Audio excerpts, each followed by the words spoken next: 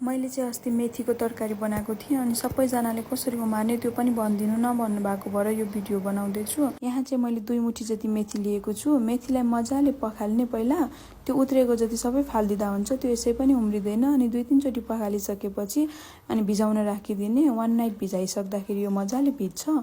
अब चाहिँ पानी चाहिँदैन यसलाई, त्यही भएर त्यहाँ भएको जति सबै पानीलाई तैराउने अनि त्यसपछि 2-3 चोटि मजाले पखालेर अनि पानी मजाले निथ्र्याएर राख्ने। पानी निथ्रेन भने चाहिँ कुहिन्छ फेरि।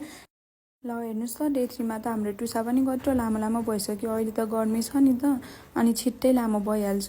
पखाल्दा चाहिँ बिहान बेलुकै पखाल्नु होला, नत्र भने चिप्लो हुन्छ फेरि अनि अलिक तितो पनि हुन्छ राम्रोसँग पखालेन भने।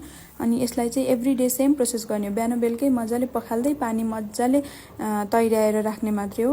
छोप्दा चाहिँ टुसा नभाँचिने गरी गहिरो भाँडाले छोप्नु होला। अनि पखाल्दाखेरि हातले धेरै नचलाइकन भाँडोमै हल्लाएर पानी तैराउँदा हुन्छ। यो चाहिँ 7 देखि 8 दिनभित्रमा चाहिँ खानको लागि तयार भइसक्छ। Thank you.